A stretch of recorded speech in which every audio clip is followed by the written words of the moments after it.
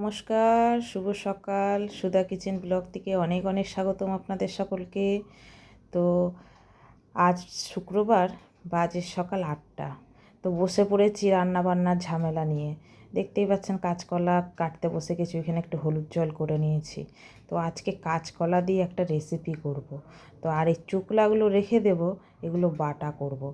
এত ভালো লাগে না কাঁচকলার চোকলা বাটা, এই বাটা ভর্তা এত ভালো লাগে। আর আমার তো খুব ভালো লাগে। কে আমার মতন বাটা ভর্তার পাগল অবশ্যই কমেন্টে জানাবেন। তো যাই হোক, এখন আমি এগুলো কেটে এই হলুদ জলে দিয়ে দেব। আর পাতলা পাতলা করে কাটার জায়গায় একটু মোটা মোটা করেই কাটছি, তার কারণ একটু বাটা করব তো, ফেলেতে দেবো না। এখন ওয়েদারটা তো দেখছি ভালো আছে, তাই ভাবলাম একটু কাঁচকলার একটু মনের মতন করে তরকারি রান্না করি। সেই ছোটোবেলায় খেয়েছি জানেন তো, মায়ের হাতে কাঁচকলার তরকারি। বাড়িতে প্রচুর কলা গাছ ছিল, আর মা রান্না করতো, এত সুস্বাদু লাগতো। সেরকমভাবে রান্না এখন আর করতেও পারি না, আর খাওয়াও হয় না। মানে ওই যে বলে না, মায়ের হাতের স্বাদ কি আর অন্য কোথাও পাওয়া যায়, সেই রকম। এই যে রেখে দিলাম এগুলো, এগুলো এবার ছোটো ছোটো করে কেটে সেদ্ধ করে এগুলো একটু বাটা করব। আর এই যে একটা এর মধ্যে আলু দিয়ে দিচ্ছি, বড় সাইজের কুটে নিচ্ছি, দিয়ে আলু দিয়ে কাঁচকলা আলুর তরকারি করব। বেশ আদা জিরে বাটা দিয়ে কাঁচকলা আলুর তরকারি বেশ ভালোই লাগে কিন্তু খেতে, যাই বলুন নাই বলুন, একবার করে দেখবেন।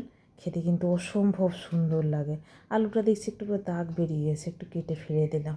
এখনকার আলুগুলো যেন কেমন একটু একটু দাগ বেরিয়ে যাচ্ছে। তো যাই হোক, এখন দেখতে দেখতে আবার এই যে বিকেল হয়ে গেল, আর ঝড় শুরু হয়ে গেছে। সকাল থেকে কোনো ইয়ে নেই, রোদ কাঠফাটা রোদ ছিল। আর দেখুন বিকেলে কেমন ঝড়, এত ঝড় দিয়েছে, ওরা পুরো চারদিক কালো হয়ে গেছে।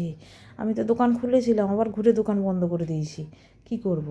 দোকান বন্ধ করে দরজা মজা লাগিয়ে রেখেছি। ওই ঘরেও ঘর ঝাঁটিয়ে এসেছি, নোংরা ঢুকে গেছে। এই ঘরেও ঘর ঝাঁটিয়েছি, নোংরা ঢুকে গেছে।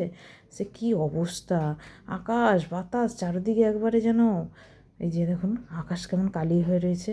একটু যদি ভালো করে বৃষ্টি হয় তাহলে কিন্তু হয়, সেরকম না, ঝড় দিয়ে মানে এমন করছে।